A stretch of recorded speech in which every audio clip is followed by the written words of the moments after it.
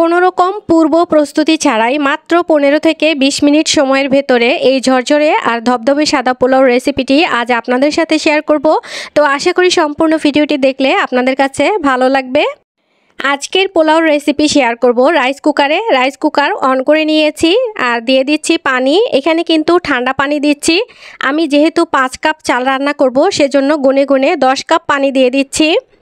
তো পানিটা বলক আসার পর দিয়ে দিচ্ছি আদা বাটা আধা চা চামচ, রসুন বাটা দিয়ে দিচ্ছি আধা চা চামচ, লবণ দিয়ে দিচ্ছি টেস্ট অনুযায়ী, আর দিয়ে দিচ্ছি সয়াবিন তেল 2 টেবিল চামচ, 4টা ছোট এলাচ, 3 টুকরা তেজপাতা, 4 টুকরা দারচিনি আর 4 থেকে 5টি লবঙ্গ দিয়ে দিচ্ছি। তো দিয়ে দিচ্ছি চাল। এখানে 5 কাপ চাল আমি 4 থেকে 5 বার পানি পাল্টে খুব ভালো করে ধুয়ে নিয়েছি। ধুয়ে সাথে সাথেই কিন্তু চালটা দিয়ে দিচ্ছি, চাল ভিজিয়ে রাখিনি। এখন আমি একটা স্টিলের খুন্তি অথবা স্প্যাচুলা দিয়ে নেড়ে দিব। যেই স্প্যাচুলা বা খুন্তি দিয়ে আমি তরকারি নেড়েছি সেটা দিয়ে নাড়লে কিন্তু পোলাওটা ধবধবে সাদা হবে না, হলুদ হয়ে যাবে। এখন দিয়ে দিচ্ছি বেরেস্তা 2 থেকে 3 টেবিল চামচের মতো আর ঢাকনা দিয়ে বলক আসা পর্যন্ত অপেক্ষা করব। 5 মিনিটের মধ্যেই কিন্তু বলক চলে আসছে। আমি ঢাকনাটা এখন নেড়ে দিচ্ছি আর নেড়ে সবগুলো চাল পানি একসাথে মিশিয়ে নিচ্ছি। আবারও ঢাকনা দিয়ে ঢেকে কিছুটা সময় অপেক্ষা করব যতক্ষণ পর্যন্ত না কুকার অফ হয়ে ওয়ার্ম অপশনে যাচ্ছে। তো কুকার কিন্তু অফ হয়ে গিয়েছে আর ওয়ার্ম অপশনে চলে গিয়েছে। পোলাও রান্না অলরেডি 15 মিনিট হয়ে গিয়েছে। তো 15 মিনিট পর আমি আরও কিছু উপকরণ পোলাওর সাথে অ্যাড করব। তো আপনাদের দেখাচ্ছি পোলাওটা এখন কি পর্যায়ে আছে।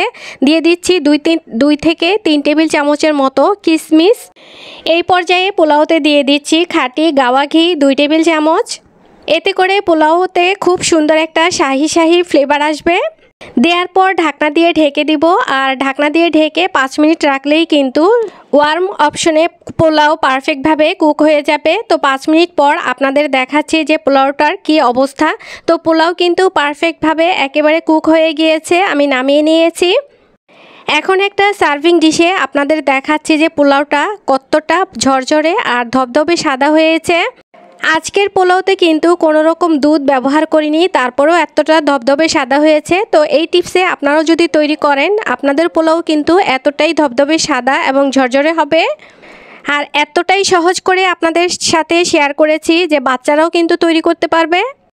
একেবারে সিম্পল পোলাও রান্নার এই রেসিপিটি যদি আপনাদের কাছে ভালো লাগে আপনারা একটা লাইক দিয়ে ফ্রেন্ডস ও ফ্যামিলির সাথে শেয়ার করে রেখে দিতে পারেন। আবারও চলে আসবো নতুন কোনো রেসিপি নিয়ে। আপনারা সবাই ভালো থাকবেন, সুস্থ থাকবেন। আল্লাহ হাফেজ।